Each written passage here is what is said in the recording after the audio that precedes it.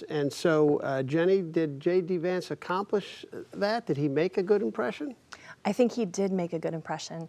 Something that Nina said about the 22 race also applies at the vice presidential level, which is that when the public is making decisions for whom to vote, the first factor is that character factor. Mm-hmm. So they're thinking about whether or not the person who is appealing to them for their vote is somebody they want to give their vote to.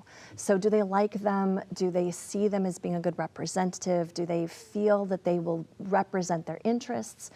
Do they get the ordinary person, right? Those kinds of things are really, really important to the public's decision-making around who to vote for. Of course, party is tied up in that, but the personality and the character matters. And I thought Vance did an excellent job. I watched him during the convention speech when he introduced himself back in, July? And he was extraordinarily effective as a public speaker, and that translated very clearly as well in the debate performance. I thought he made a very clear and compelling argument around the state of the economy and the problem with fair trade and how it hurts ordinary people, working class people, and takes jobs away. Waltz, on the other hand, I thought did an abysmal job of making a clear argument for the economic policies that they're advancing. It's a theme I continue to see for the Democratic ticket, their inability to clearly articulate how they're going to help the economic situation for so many.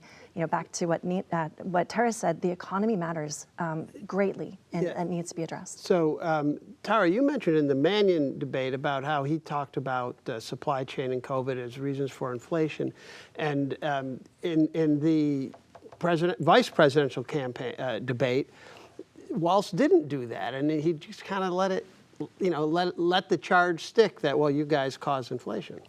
Absolutely, that was one of his big failings, was, as you correctly stated, he was unable to articulate, A, what the Democrats have done, and B, what their plan is.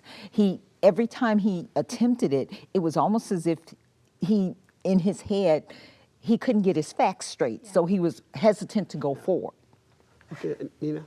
Yeah, but yet I'm going to disagree a little bit with both of you in the sense that going into this, it was really J.D. Vance who had to perform better because he has made some huge gaffes, and I'm still not over the childless cat ladies thing. And which never came up in the debate. Right, and I'll say something about that. And as the polls have shown, post the debate, he benefited more than Waltz when those who watched the debate were asked who seemed to give a better impression of themselves.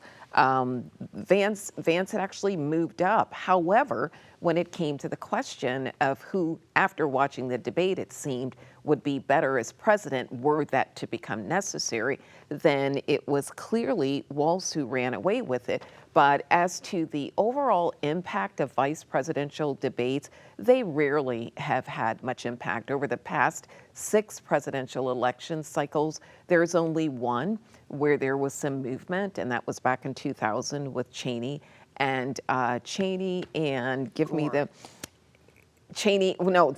vice president, Joe Lieberman. Thank you. And that movement was in favor of the Bush campaign, but only by 1.2 percentage points. Here's where I think this debate did something really great, not for either candidate, but for the nature of our political discourse, insofar as even at this table, we're making clear that they talked about substance. So more of that, please. Yeah. Yes, this is one of the few debates of the last 8 years that I would actually want to assign to my students. Yes, there were inaccuracies. Yes, there were misleading statements, but for the most part, there was a policy discussion and people disagreed without being disagreeable. I think from a strategic perspective, one of the reasons we didn't see both attack each other as much as maybe some of us wanted here was because they're both trying to introduce themselves and build their national profile. They don't have that like some of the other people you just mentioned in previous vice presidential debates. So if you come out and most Americans don't really know you well and you start attacking your opponent for an hour, that's not a way to build a good impression. So I think that helps explain why there were some limitations there on both sides with that. I just, as you said that, I was thinking of Tim Kaine last time, where he was an attack dog.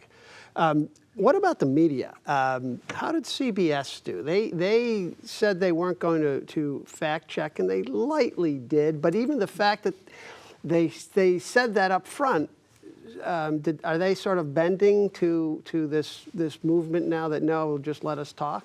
I think it's a huge issue when candidates, political actors say things that are factually incorrect and they're not corrected. And if there's going to be a correction that has any effect, it has to happen in the moment. So after the fact sorts of corrections that the media comes out with tend to not really make much difference for the public. But those in the moment, when candidates say things that are false, getting corrected actually will help the public better understand the issues.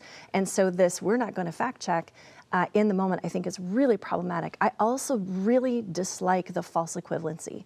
So when Walz misspoke about being at Tiananmen Square, that's a misstatement. I don't know what that was about. But that's not the same sort of false statement as Donald Trump won the 2020 presidential election.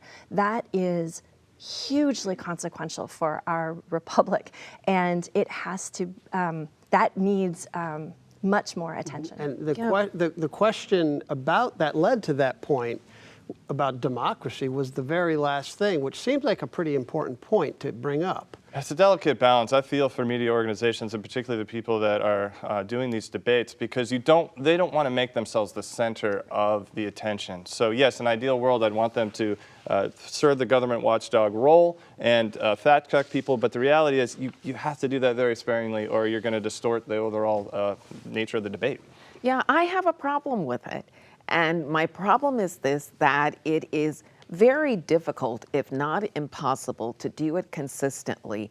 And the question of what constitutes a major lie versus a small lie, and what's an important lie versus one that's not, that is really in the eyes of the beholder. I'd much rather leave it to the candidates to present their positions and let the public make up its own mind as to whether or not it was accurate.